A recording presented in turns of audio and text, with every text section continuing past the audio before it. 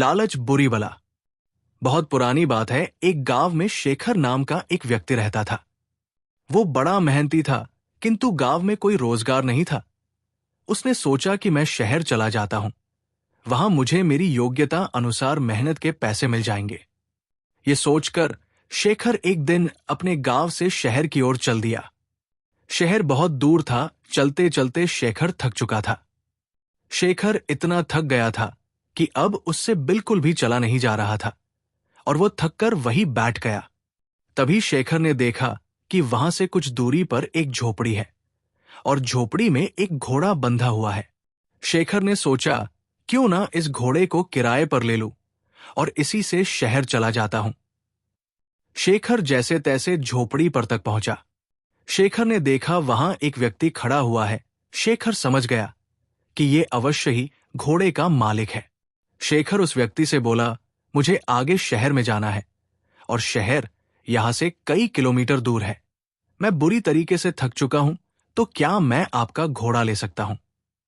इस पर घोड़े का मालिक झुठलाते हुए बोला, तुम्हें क्या मैं घोड़ा ऐसे ही दे दूं? शेखर बोला, मैं आपसे घोड़ा फ्री में नहीं लूंगा, इसके बदले मैं आपको घोड़े का किराया दूंगा।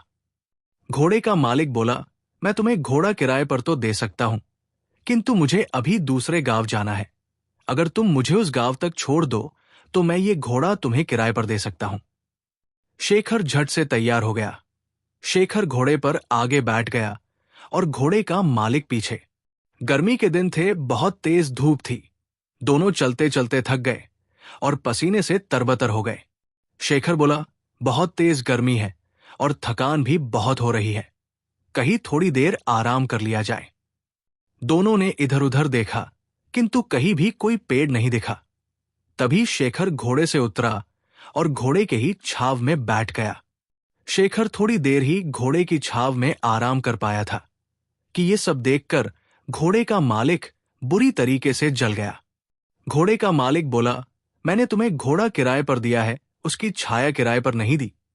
तुम हटो यहां से, इस छाया पर मेरा अधिकार है और मैं यहां आराम करूंगा। ये सुनकर शेखर बोला, महानुभाव, आप ये कैसी बात कर रहे हैं? मैंने अगर घोड़ा किराए पर लिया है तो उसकी छाया पर भी मेरा ही अधिकार है। अगर आप चाहें तो आप भी इस छाया में मेरे साथ बैठकर आराम कर सकते हैं। लेकिन घोड़े का मालिक बड़ा जिद्दी था। वो बोला, नहीं नहीं, इस छाया पर सिर्फ और सिर्फ मेरा अधिकार है और मैं ही इसकी छाव में बैठूंगा। तुम हटो यहां से। इतनी छोटी सी बात पर दोनों में जोर जोर से बहस होने लगी और बात तू तू मैं से हाथापाई पर आ गई। दोनों एक दूसरे से झगड़ने लगे और एक दूसरे पर लात घुसे बरसाने लगे। सुनसान जंगल में उनके बीच बचाव करने वाला भी कोई नहीं था। दोनों की लड़ाई देखकर घोड़ा भड़क गया और वहां से भाग गया। थोड़ी देर बाद जब घोड़े के मालिक ने घोड़े को देखा तो वो कहीं दिखलाई नहीं दिया। ये देखकर घोड़े का मालिक बोला, अरे मेरा घोड़ा कहां चला गया? वो तो अभी नया है, उसने ठीक से घर भी नहीं देखा। पता नहीं वो कहां गया और अब मैं उसे कैसे ढूंढूं? तभी शेखर बोला, अच्छा हुआ, तुम जैसे लोगों के साथ ऐसा ही होना चाहिए। अभी तुम छाया के लिए परेशान हो रहे थे, अब घोड़े की काया के लिए परेशान होना। घोड़े के मालिक को अपनी गलती का एहसास हुआ और अपना माथा पीटकर हाय तौबा करते हुए बैठ गया और बोला, मेरे थोड़े से लालच से मेरा कितना बड़ा नुकसान हो गया, मुझे अपनी करनी का फल मिल गया। घोड़े की छाया के लोभ के कारण घोड़े की काया से भी हाथ धो बैठा।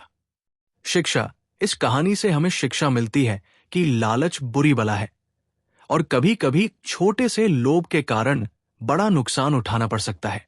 दोस्तों, अगर आपको कहानी पसंद आई तो वीडियो को लाइक करें और चैनल को सब्सक्राइब करें। धन्यवाद।